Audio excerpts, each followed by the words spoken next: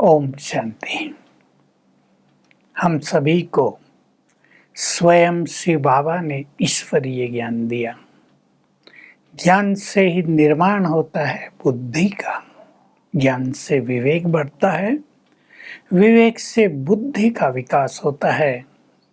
स्वयं ईश्वर ने हमें टाइटल दिया, तुम्हारी बुद्धि ईश्वरीय बुद्धि है, दिव्य बुद्धि है।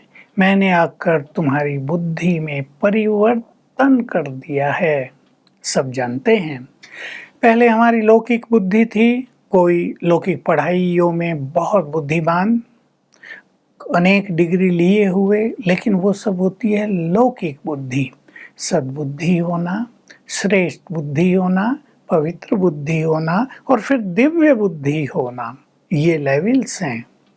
दिव्य बुद्धि, ईश्वरीय बुद्धि सर्वश्रेष्ठ बुद्धि मानी जाती है। तो हम सभी भगवान के बच्चों को ये ध्यान देना है कि हमारी बुद्धि वैसी ही है जैसी हमारे बाप की, बाप माना परमपिता, उनकी बुद्धि सर्वश्रेष्ठ, वो बुद्धिमानों का बुद्धिमान, वो दाता, विधाता, वरदाता। हमारी बुद्धि कहीं लौकिक बुद्धि तो नहीं है। जो बुद्धि पवित्र है, जिस बुद्धि में ईश्वरीय ज्ञान भरा हुआ है, जो बुद्धि सदैव ईश्वरीय नशे में रहती है, जिसमें श्रेष्ठ धारणाएं धारण हो गई हैं, वही बुद्धि दिव्य बुद्धि कहलाती है। हम सभी को जीवन का सुख लेने के लिए, परमात्मा सुख लेने के लिए अपनी बुद्धि को डिवाइन करना है, दिव्य बनाना है। सोच लें आप, क्या आप सचमुच चाहते हैं हम अपनी बुद्धि को दिव्य करें? जैसे लौकिक में कई बच्चे बहुत मेहनत करते हैं, उनकी बुद्धि का लेवल बहुत बढ़ जाए, उनके मार्क्स बहुत ज़्यादा आ जाएं, और होता ही है। कई मीडियम बुद्धि वाले भी बहुत अच्छा गैलअप कर लेते हैं, और हमारे लिए तो फुल मार्जिन है। बाबा ने हमें सर्वश्रेष्ठ बुद्धि का वरदान दे दिया है। अब हमारे ऊपर है कि हम इस बुद्धि को कितना स्वच्छ बनाएंगे। पहला कदम हमारा होना चाहिए अपनी बुद्धि को स्वच्छ करना। ये बुद्धि तीसरा नेत्र भी कहलाती है। इस नेत्र से हम उन चीज़ों को देख सकते हैं जो फिजिकल आँखों से नहीं देखी जाती, जो चर्म चक्षुओं से नहीं देखी जाती, जैसे आत्मा, परमात्मा। विशेष रूप से दो चीजें, लेकिन तीनों काल और तीनों लोक भी हम इस दिव्य बुद्धि से देख सकते हैं। हमारी जो रूहानी ड्रिल हैं, राजयोग की जो भिन्न भिन्न तरह के अभ्यास हैं, जिन्हें हम रूहानी ड्रिल कहते हैं, उनका अभ्यास भी हम स्वच्छ बुद्धि के आधार से ही कर पाते हैं।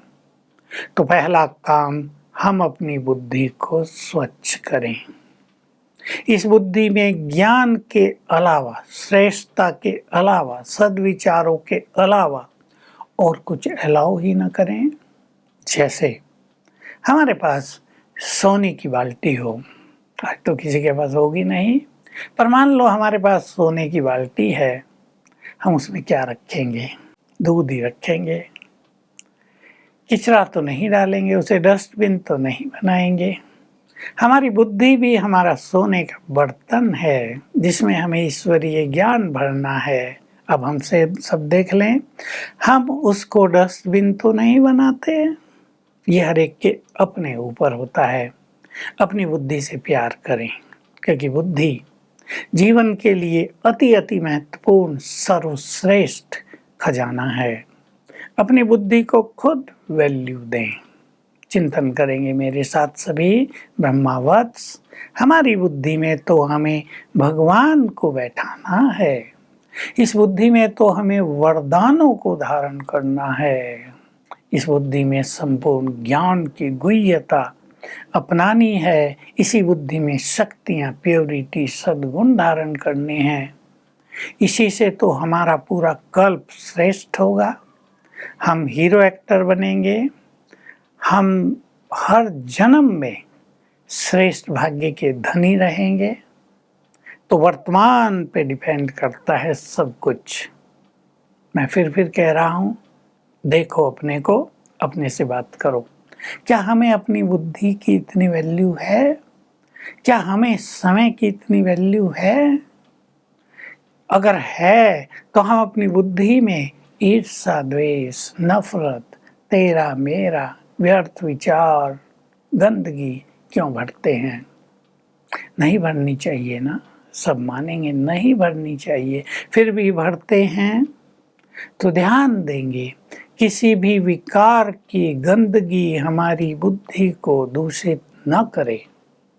आज कई लोग बहुत बुद्धिमान हैं लेकिन टेंशन में रहते हैं, बहुत सारी डिग्रियां होते भी दिखाई देता है उनकी बुद्धि का लेवल बहुत डाउन हो गया है। कईयों ने पीएचडी कर ली, बहुत मेहनत की, पीएचडी करने में बुद्धि का इतना यूज कर लिया कि अब बुद्धि में वो रौनक दिखाई नहीं देती, उनके चेहरे पे वो आनंद, खुशी, एक शालीनता हो, एक रूहानियत हो, उसकी झलक दिखाई नहीं देती। हम भी यदि अपनी बुद्धि की शक्तियों को इन मनोविकारों के माध्यम से नष्ट कर लेंगे तो हमारी बुद्धि में वरदान धारण कहाँ होंगे? वरदानों को वही बुद्धि धारण कर सकती है जो लंबा काल ईश्वरीय नशे में रहती है। ये भगवान के महावाक्य हैं। तो आओ हम सभी लंबा काल ईश्वरीय नशे में रहने की प्रैक्टिस करें। लंबा साल माना सालों साल, साल में भी लंबा काल, तो रोज में भी लंबा काल, प्रतिदिन। अब हमारे पास सब जो 18 घंटे होते हैं, 18 घंटे में हम ज़्यादा समय ईश्वरीय नशे में व्यतीत करने लगें। इसके लिए तो कुछ बैठने की ज़रूरत नहीं, इसके लिए समय नहीं है, ये शिकायत भी नहीं की जा सकती। एक संकल्प है, जैसे किसके बच्चे बने हो, तुम ईश्वर की संतान हो, वो टीचर बनकर तुम्हें पढ़ाने आ गया है, वो सम्मुख बैठकर तुम्हें पढ़ा रहा है। ये नशे हैं। एक दो बातें ले लें रोज के लिए, 3 ले लें और उनको रिपीट करते रहें तो नशा चढ़ता रहेगा, बुद्धि समर्थ होती जाएगी वरदानों को धारण करने के लिए और हमारा जीवन वरदानी जीवन बन जाएगा। तो दिव्य बुद्धि कितना सुंदर शब्द है, ईश्वरीय बुद्धि और भी सुंदर शब्द है। इस बुद्धि में हमें भगवान को बैठाना है। भगवान गंदगी में थोड़ा ही बैठेगा।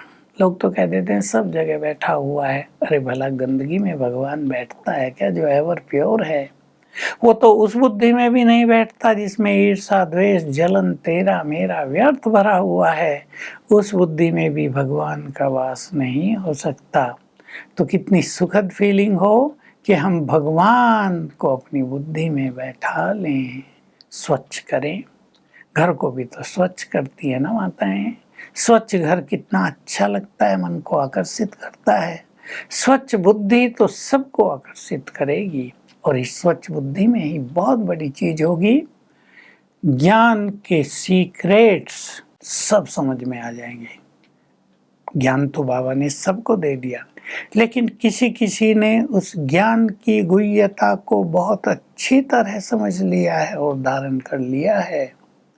तो इस बुद्धि को इतना डिवाइन कर दें कि ज्ञान पूरी तरह धारण हो जाए, ज्ञान स्मृति में रहने लगे और बुद्धि जितनी डिवाइन होगी उतनी सूक्ष्म होती जाएगी, रिफाइन होती जाएगी और ज्ञान की गुह्यता स्वतः ही इमर्ज होती जाएगी बुद्धि में। तो हमें पवित्रता का बल बढ़ाना है अपनी बुद्धि में। सभी ध्यान दें, बुद्धि जो इस समय हमने बना ली वो जन्म जन्म हमारे साथ चलेगी, जन्म जन्म हमारी सद्बुद्धि रहेगी, श्रेष्ठ बुद्धि रहेगी, तीव्र बुद्धि रहेगी। तो आओ हम बुद्धि के निर्माता बने, उसमें गंदगी न भरें। ओम शांति।